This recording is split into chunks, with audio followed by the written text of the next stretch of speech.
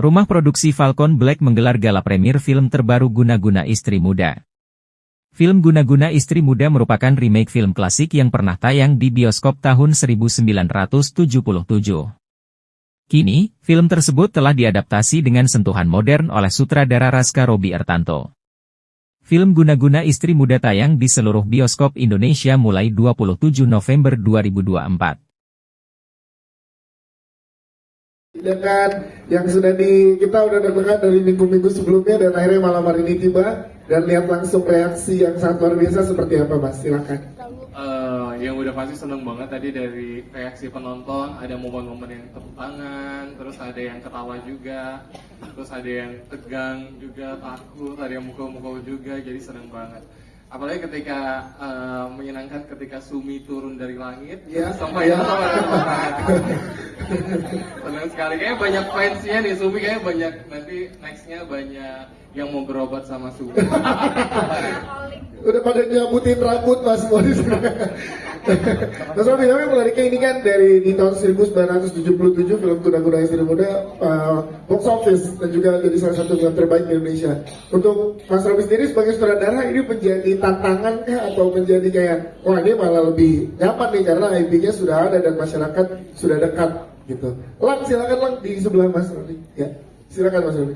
Waktu pertama kali nonton yang 77 dikasih tonton, terus saya mikir kok yang pertama kali langsung saya di pikiran saya di tahun itu estetik banget ya gitu, secara pergerakan kamera, movingnya dan lain-lain gitu, jadi menarik banget.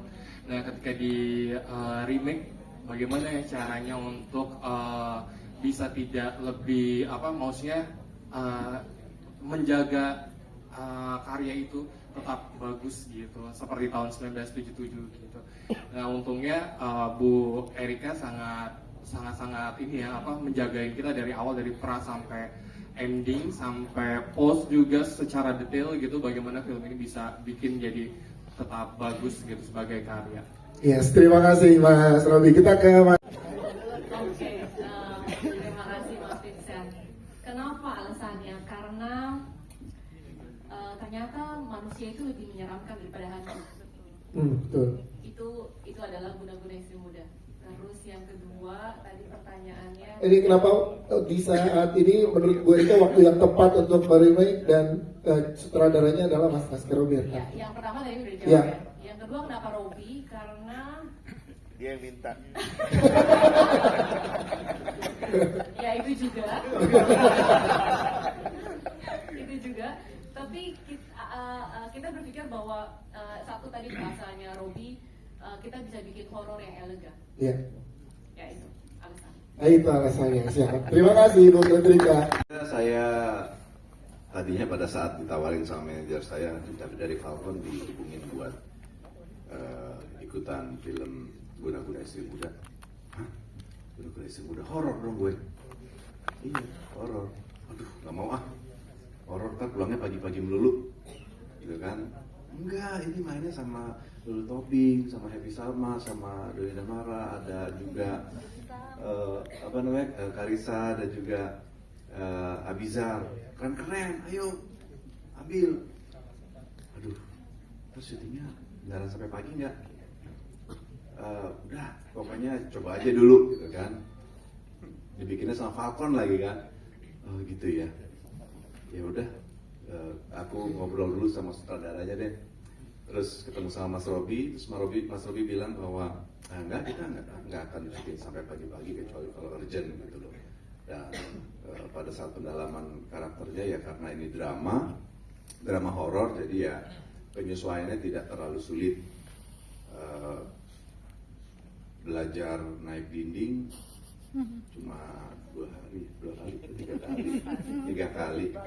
Hah? Belajar. Itu yang paling susah. Baru gue pengen tahu. Berapa lama workshop sama TJ gue pengen.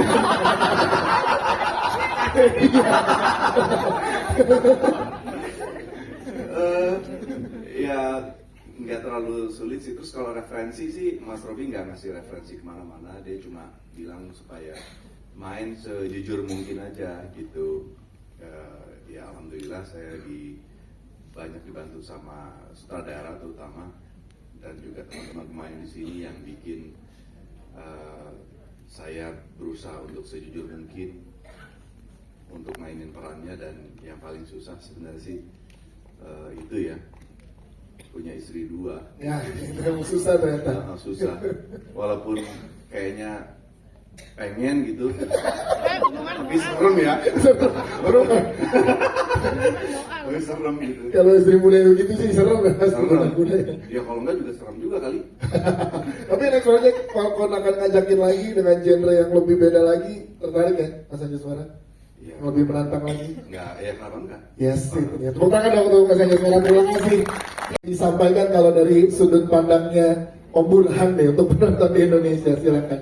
Istri pertama itu yang terbaik. Ih.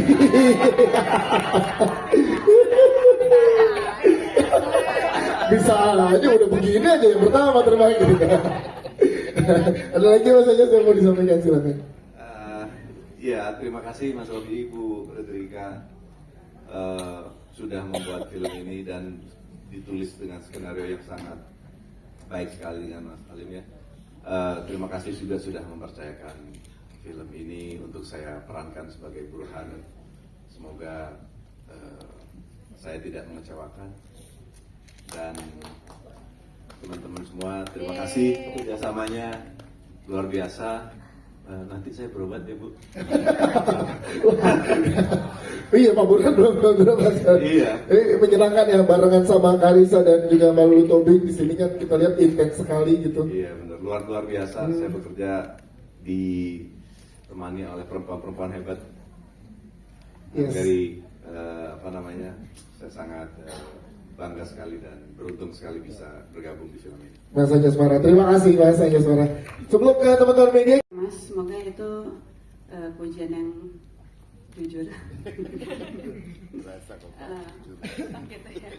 Terima kasih. Persiapannya luar biasa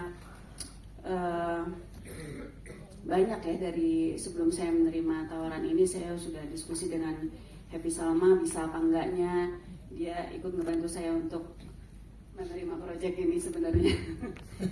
Dan kemudian juga setelah menerima dan ada proses dan sebagainya, ada juga workshop untuk kita latihan berantemnya, ditarik-tariknya gitu. Dan ya banyak dibantu oleh teman main dan para tim yang terlibat di dalamnya.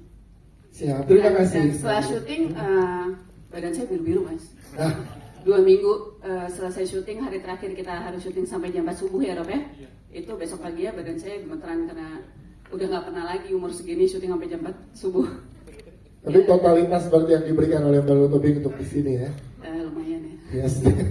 Tepuk tangan untuk Mbak Lulu Tobing, terima kasih. Gimana ya? Maafin aku ya. Caranya gimana ya? Keluarin sisi yang licik dan mungkin agak sensual dan sangat amat antusias, tapi caranya yang salah gitu. Berapa lama ngobrol sama sutradara untuk nge-build karakter yang kamu bikin ini? Lumayan lama banget. Dan dia Mas Robi spesifik banget dengan gimana dia karakternya kayak misalnya dukun tapi apa tadi? Dukun tapi elegan. Dukun tapi elegan itu Mas Robi banget pasti yang ngomongnya. Jadi kayak di sini juga ditolong dengan makeup dan rambut yang super wow, yang beda banget dengan aku aslinya. Jadi kayak itu menolong banget sih. Aku orangnya lebih ke visual gitu. Kayak itu menolong banget. Bagian mana yang paling susah dengan yang Karissa perankan di sini? Dari banyak part yang kamu dari mulai disakiti, akhirnya pelan-pelan malah menyakiti dan lain-lain.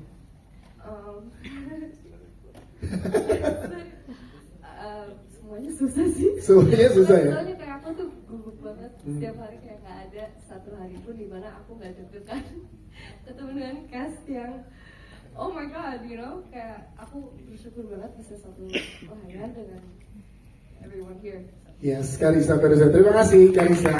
Ini Ramara dan juga Teh Happy nanti mungkin silakan. Terima kasih pertanyaannya. Sebelumnya saya mengucapkan terima kasih juga untuk Falcon dan Ibu Erika dan Bang Hakim untuk mempercayai saya sebagai Aki Kholil di sini. Saya harus berusaha bagaimana bermuka dua sebagai orang yang mempunyai, katakanlah bisa punya indera keenam atau supranatural, tapi juga butuh duit gitu loh. Itu yang harus saya deliver dengan baik gitu loh. Ketika berusaha mendekati Ibu Vivian, sumbang dong gue dong. Tapi juga pura-pura bisa. Kirim bukti transfer lagi ya. Iya, kirim bukti transfer. Ya, kalau masalah tadi yang ketika bermain dengan Mbak Happy, ya kita cuma janjian aja sih, dan geraknya gimana gitu. Masalah nanti jurus yang dikeluarkan oleh Aki Kholil atau Mbah Dukun beda-beda, ya itu tergantung dengan pendalaman bagaimana dia menerjemahkan tokoh Dukun Kholil, dan Ibu juga menerjemahkan Dukun Ibu. Ya, seperti banyak ngobrol dulu dengan Teh Happy ya Om Doni untuk karakter ini. Yes. Dari Om Doni seperti itu. Kalau dari Teh Happy, Duit mau. dari Teh Happy gimana Teh Happy, silakan. Saya sih senang sekali ya, karena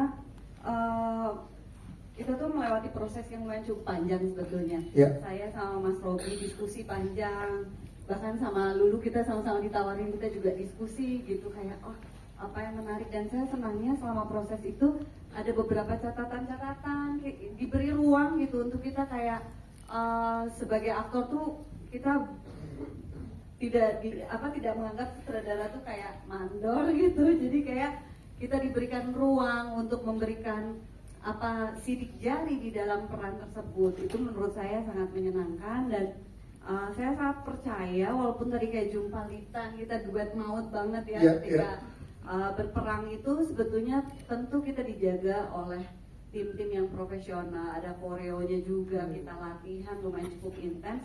Walau pada akhirnya ketika di prakteknya kita berdua memang punya punya kedekatan yang cukup baik sehingga bisa memainkan dengan lentur lah, saya rasa gitu. Cuman ya susah juga ya dukun, abis requestnya dukun tapi elegan.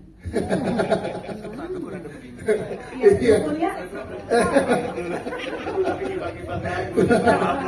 Tapi itu yang menarik kan, gimana mencari sisi perempuan kan, kalau kayak menyihir itu harus terlihat menyeramkan, atau ternyata bisa dikasih pilihan seperti ini. Terima kasih Pak penulis dan Pak penulis, Mas Alim dan Mbak Titin. Siap.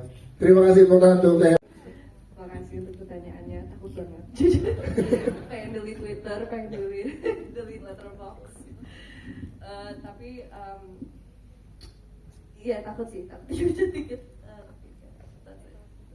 Tapi kamu udah tahu dong resiko saat kamu mengambil peran ini pada saat awal, emang ini sangat-sangat luar biasa nih peran dan tanggung jawabnya sebagai Angel nih gitu. Iya, tapi baru sadar banget sekarang ini gitu, kayak ternyata semenyebalkan itu. Yang cewek sih tadi kena banget ya. Kalau buat Mas Yovan tadi mau dipelet malah ya, maka bisa. Oh iya lagi. Selanjutnya